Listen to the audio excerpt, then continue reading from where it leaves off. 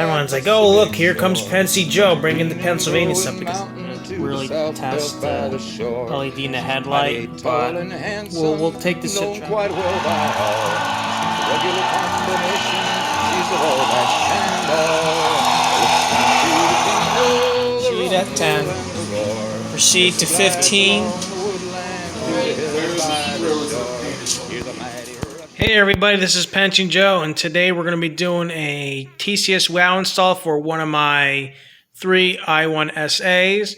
I'll be doing an in-depth review on the other two. One of them is the short tender, and another one is another one of these coast-to-coast tenders right here. So we're going to do 4390 first, and then I'm going to do a video later on after I do the review of the short tender version, and obviously off screen I'm going to do the other long tender version of this I1sa locomotive. Alrighty, so first thing is first, I have taken off the tender, and this is what it looks like on the inside in case you don't know. Here's the rear headlight right here, and obviously it's got the wires for that, and for the 2 speakers below there's wires that go to them that are in that series. These are all the wires going up the tender, and these are really thin. Got to make sure we don't fray or pry them while we start to take them apart. Now for the locomotive, I do not think I'm going to do a firebox flicker for this because there's no real area for a real firebox glow to come on down. I mean, if we look under this locomotive, it's just, there's no pit, there's no hole, you can't see anything. Even in there, there's like nothing where the wires go to. I mean, it's so small and you probably won't see anything. And when I open up the shell, I'm going to open up the shell obviously because I'm going to take the smoke unit out. We're going to get rid of the smoke unit on this I1. Because for Paragon 4, whatever plastic you use for the body of the locomotive, it will definitely, it will definitely melt the smoke box and probably cause a crack or something later on. So I'm just getting rid of it while I can because I have no reason to have a firebox, smoke box inside there. But yeah, we'll get to that part where I have the locomotive shell off, and we'll take a look inside for a second. Okay, so now that I got the shell off of the locomotive, it's still tethered to this piece right here. I'm going to see how this is going to come off. Obviously, I'm not going to need that, but I will need the headlight. So I will need to figure out where the headlight wire goes. And to figure it out, I'm going to have to take this apart. I might also have to take the motor off to see exactly where the wires go. They seem to just go under here and pretty much go under here as well. Going to the back of the locomotive through here. So this will be kind of fun to try and figure out where the wires exactly go. And that's just the unfortunate part because I got to figure out which goes to the headlight and what goes back. And when I figure that out, I can just pretty much take this off and just continue the wiring up into here to go to the headlight. There is no like... there's some interior detail right here. Just pretty cool how that's glued in there. Really nice detail. But there's no hole in there to put a cab light. And I'm not going to really add a cab light. It's not really needed. There is no marker lights on the I1. Like I said, I think there's a couple up here. But that's like really, really small. And that will not be fun to really do, and I don't think I really need to do the classifications for these I1s. However, I am thinking about doing markers on here by using a drill bit. I do have a Walther's drill bit right around here, and there we go. Use that, and that's right around the size I need to do, just to drill a hole in there.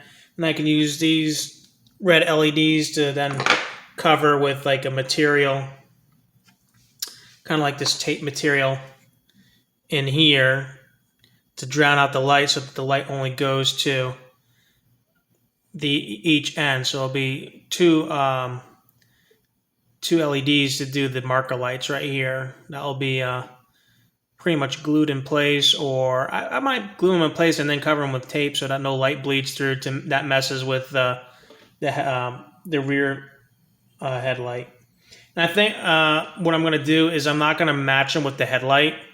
What's going to happen is that the marker lights are going to be a separate function, and they're going to use the same circuit as the Keep Alive in order to not interfere with the different LEDs are in this, because for some reason, if you use other brand LEDs that are not part of the model that came stock with the model, for some reason it won't turn these on if I activate the function. If I put them on the same positive loop setting, it just doesn't. I guess there's something about the resistance that just doesn't allow it to happen, since I do a 1K ohm resistor anyways. So that being that, I'm going to see which one. I'm going to try and gut this out. And there's so much space to stuff weight in here, which means I can make this engine very heavy if I wanted to. I just don't have any weights at the moment, so at some point I'm going to need to definitely get weights for this locomotive and then stuff them inside this boiler area here and glue it down so that it has a lot of weight. So when this engine moves, it will have the weight to pull lots of, it already has a weight in here.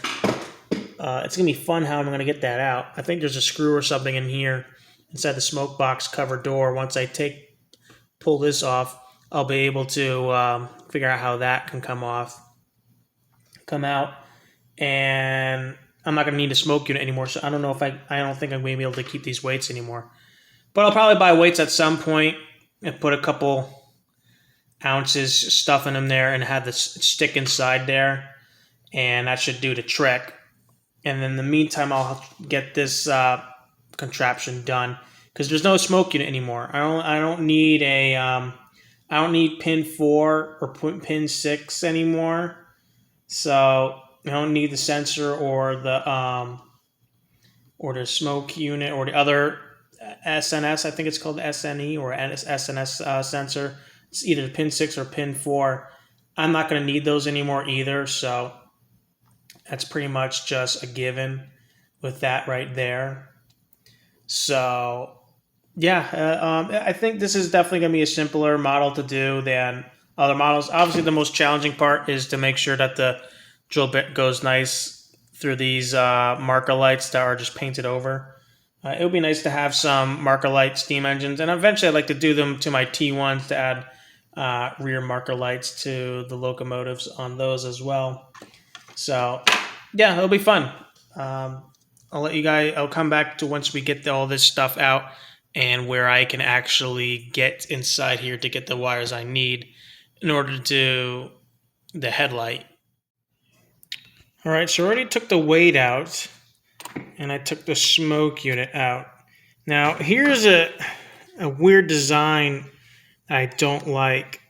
How this is designed right here, it goes like this, and it goes down in there. The problem is that screw hole broke for this, and that sucks. That really does suck. However, it's not the end of the world. I can always get more weights and stuff them inside here by opening it up, by opening this door up to get inside there to put some weights and just stuff them in there and use, the ones that have the peel on the back and just have it stick right in there and just stack them in there so that, they don't, shake around or anything like that. And they can also glue them. So it's not a bad thing. I could probably use this weight for other things. Maybe for tank cars, who knows, and maybe use it for something else, or maybe for scenery, I don't know.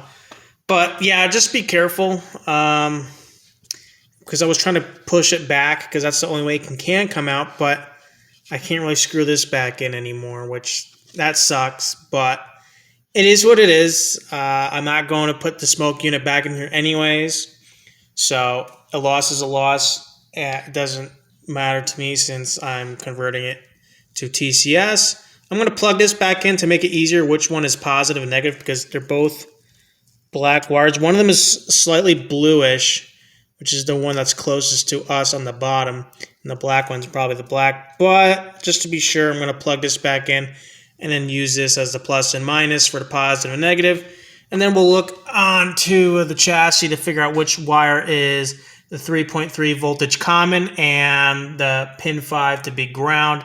And we'll just solder those up, close this engine back in, close it up, and we'll go back to the tender to finish the tender. And that we'll pretty much wrap up what's going on with that. I'll probably take it downstairs to the basement to do some testing, make sure nothing is shorting, and that should be it. If I could figure out which one goes to which pin up in here, I could just solder up here and call it a day, but it's really close to the other wires. I don't really want to cause any of that nonsense. So we'll see. I'll have to think about it. Most likely I'm just going to try and see what I can do to get what I want in here and then call it a day. So yeah, I'll get to that point where we'll have the motor off and figure out which wire is which for the plus and minus of the headlight. Alrighty, so yeah, this does look like a mess. If you want to try and get under here, see where each of these wires go, you will have to unscrew the screws that go here, which I put them right here. And you have to unscrew the screws right here, that screw, and I think somewhere right around here, so that you'll be actually right here. They go right there. So that you can actually be able to see where each of the wires go. Yeah, it's like 3 layers. You have to make sure the motor's off. You're going to have to put the worm gear right here so it's still lubed, and then so you'll be able to lift it right through this gap right here. What am I going to do with this? I think I'm just going to let this go straight up inside the boiler. The other wires, because I don't really need them. So I'm not really worried about that.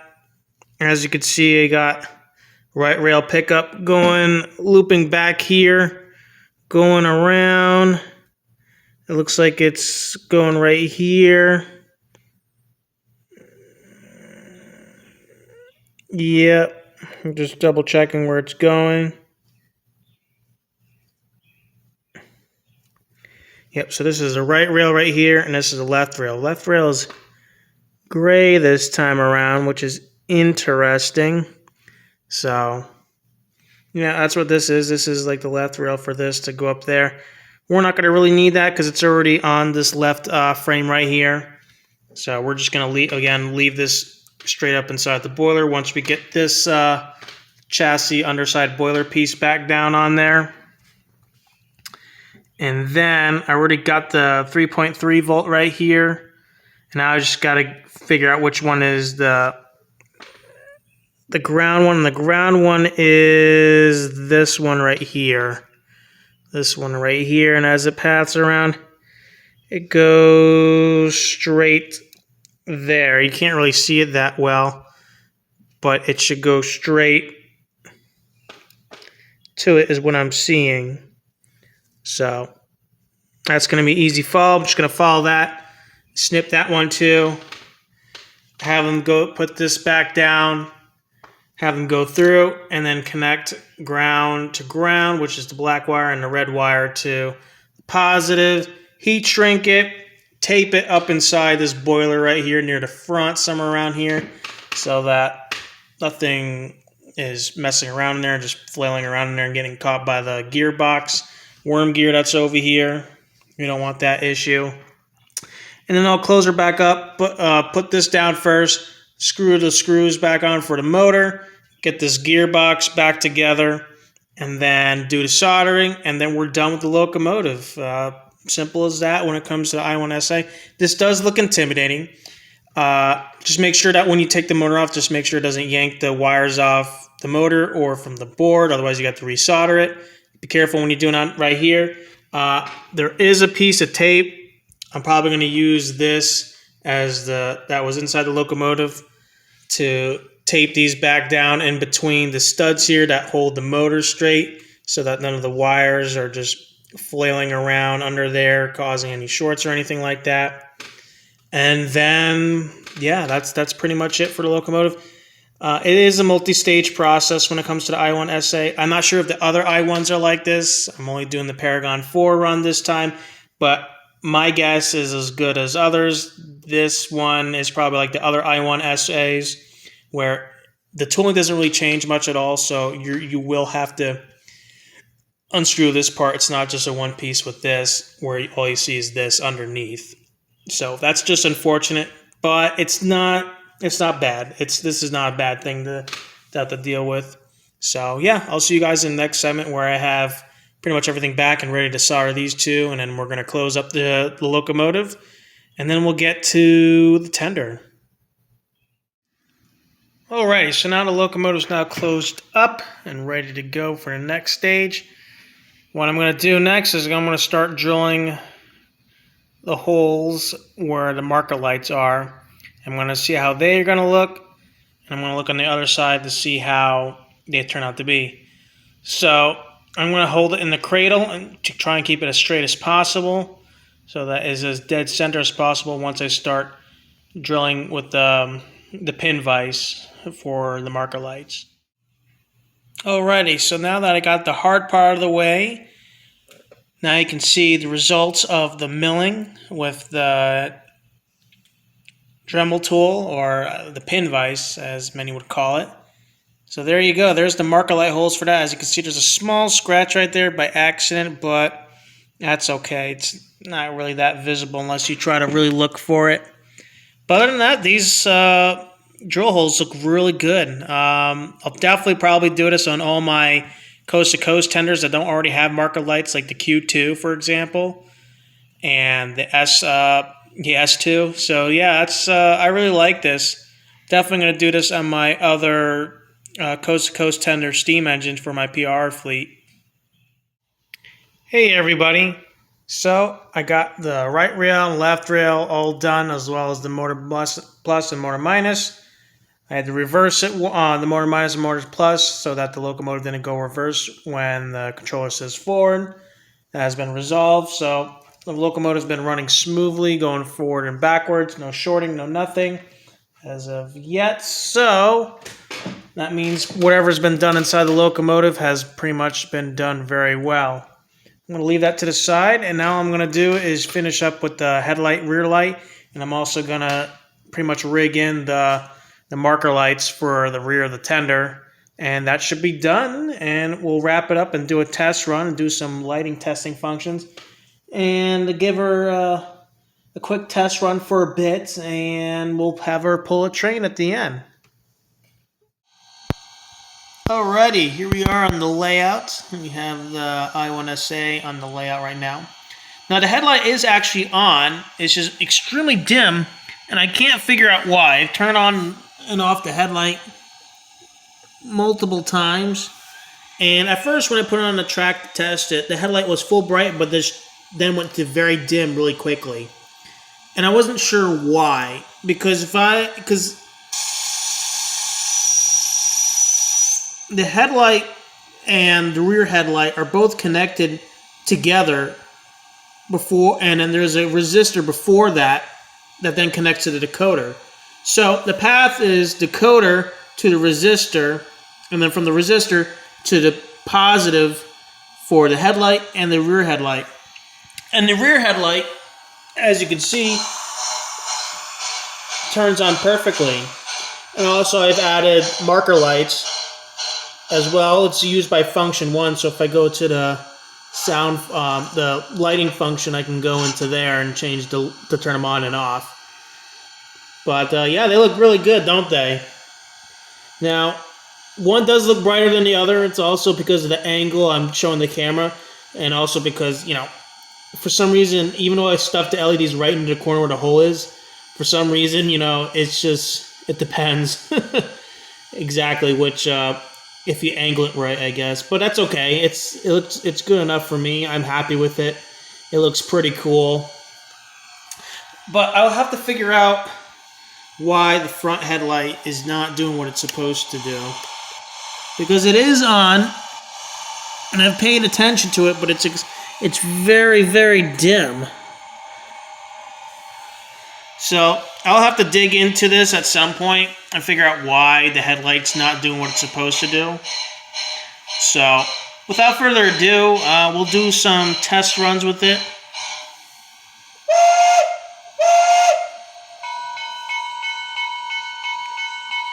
Put some throttle.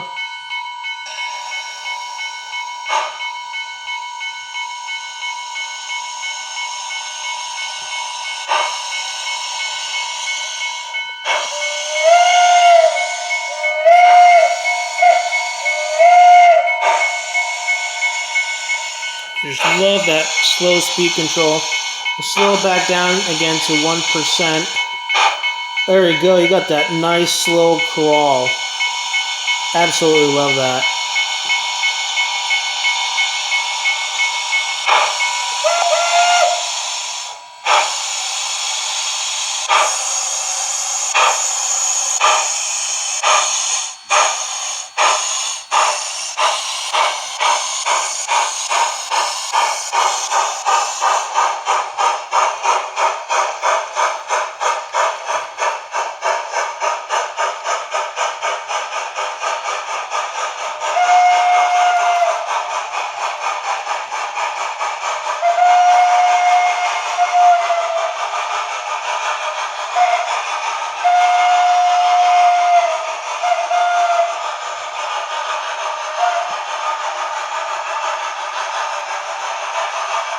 I'm going to go around the bend, go behind the storage boxes.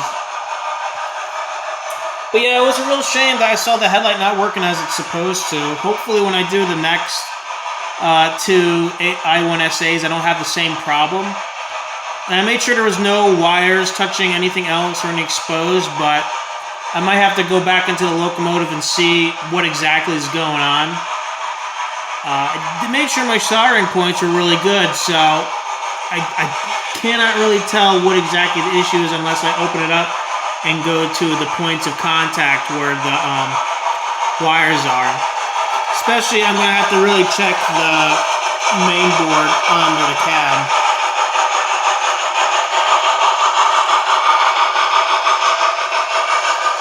And that is definitely a nice appropriate speed for pulling coal trains and coal drags. One and the same, really.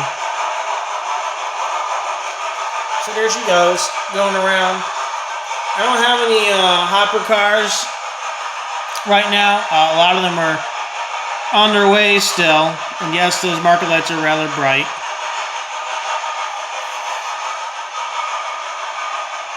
But I'll make a video after I finish all my I1s with TCS WOW, pulling a freight train, and one of them can be a helper.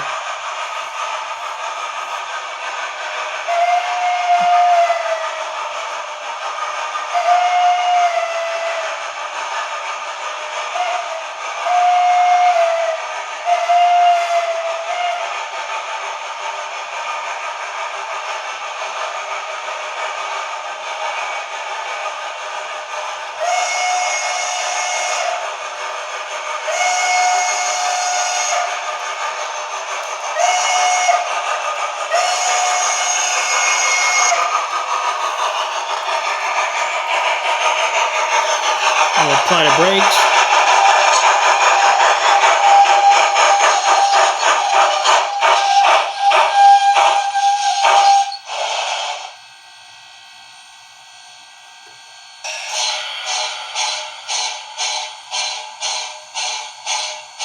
We'll do a blowdown.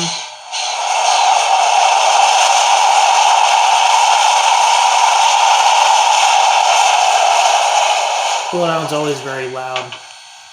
But yeah, that's what I added. I couldn't really add, again, a firebox as I discussed earlier inside the firebox area in the gray area for the locomotive. There was just no real big enough hole to really show where the glow can come from, which is fine. I mean, most of the time you're not going to really see firebox glows. And yeah, I mean, there's really not much you can really do if you want to add more lights, unless you can drill into the plastic backboard or back area where the and where the firebox is, and you're gonna have to use a really small drill bit so you can get some wires in there and hang like a LED light on the cab somewhere under the cab roof, and then you can do that so that you can have a cab light in there. I didn't do that because I didn't really feel like I need to, and I didn't really want to damage my model any further than had to do with the weight problem earlier. But yeah, I really like the marker lights addition. Really adds more to the model. It doesn't mean that BLI should do it or not. I mean, they can do it. I think it would be preferred if they did marker lights. I mean, if you're only going to do like a new run, like do another run of I1sa's, add marker lights. Just drill a hole in the back of the tender and adjust like the board back here. I'm pretty sure it wouldn't cost that much just to change, the tooling just a little bit so that you can just, add like an LED strip in here to do the marker lights and the reverse headlight as well. I mean, really inside there, if you saw earlier, it was just an LED pointing upwards into a whole area where it has like a what is it called? It's like a plastic that funnels the light to an area so that it can shine bright out of it. They use it in a lot of the Transformers toys by Hasbro. I forgot what the term is. Somebody might tell me that in the comments, but it's basically that technology for the lighting and what the rear headlight. The main headlight has the LED inside here, so that's gonna be fun to try and take apart to figure out if there is a bad LED, which would suck. But I hope that's not the case, and it's just like a simple, maybe exposed metal or something like that, touching something it's not supposed to. And it would cause a short, but there's no shorts going on, as far as I know. So, anywho, that's it for this TCS WOW install. I hope you guys enjoy the video, and yeah, it's just it's always a fun project when I do TCS WOW, because especially if you do a model you have not done before, you learn new things, especially if you're going to do duplicates of the same engine. Like if you have more than one of the same engine or the same run or whatever, you know what you're going to deal with when you do the next engine and then the next engine, and you get faster at doing it. So, yeah, this is Pensy Joe signing out for another TCS WOW install, and I'll see you guys in the next video down the road. Bye now.